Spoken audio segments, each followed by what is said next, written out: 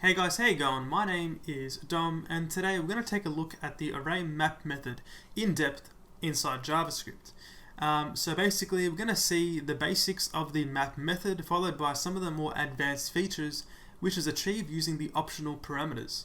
For the basics, the map method is basically going to run on an array, and for each element inside your array, it's going to run a function.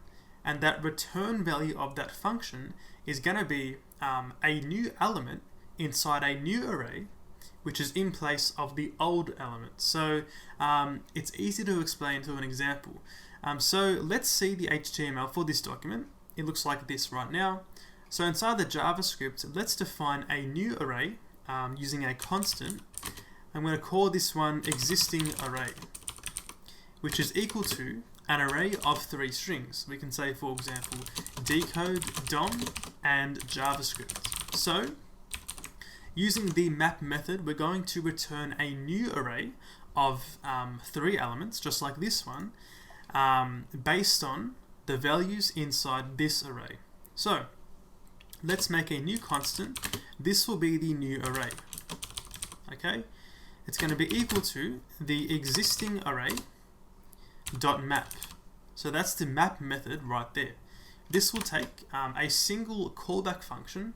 So let's just put a function inside here, and we can take a single argument. This is going to be a single string or element inside this array. So we can say, for example, value as the parameter name. Okay, so for each one of these elements, it's going to run this function inside here, and that element is going to be the value parameter. So from this function, let's return value and then plus an exclamation mark. So now this new array is going to be the same as this array, but there's going to be an exclamation mark after each one of these strings. So I can now console.log new array, like that. I can save this and then refresh my browser, and we get this right here. So decode DOM JavaScript with exclamation marks at the end of it. So that is the basics of the array map method. Alright, so let's see what the second argument does. So the second one, to the actual callback function, so we're using value right now, value. The second one is going to be index. So that is the index of the current element inside the array. So back inside here, let's accept a second argument. This one, we'll call this one index. Okay, so now we can simply console.log, for example, index inside this, this function. If I save this and refresh in the console, we get 0, 1, 2. So you can see how it will actually loop through each one of your array elements. Instead of having this right here, what we can do is we can prepend the index in front of the array value. So we can say return index plus a colon and a space plus the value. So now we get the index, the value, and an exclamation point. I can now save this and refresh the browser, and now we get this right here as the new array. Okay. We also have the array parameter.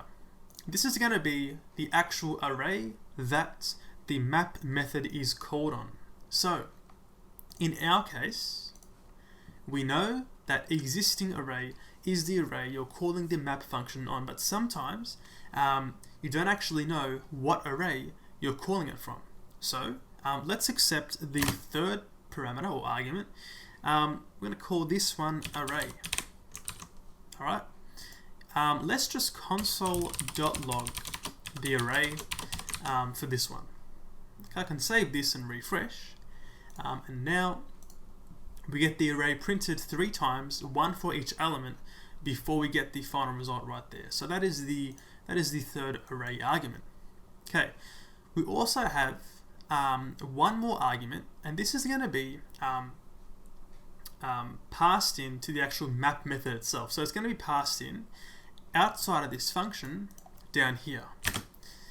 this is called this arg. So this one is basically you can set the value of this inside that callback function using the this arg argument. So let's just go inside here.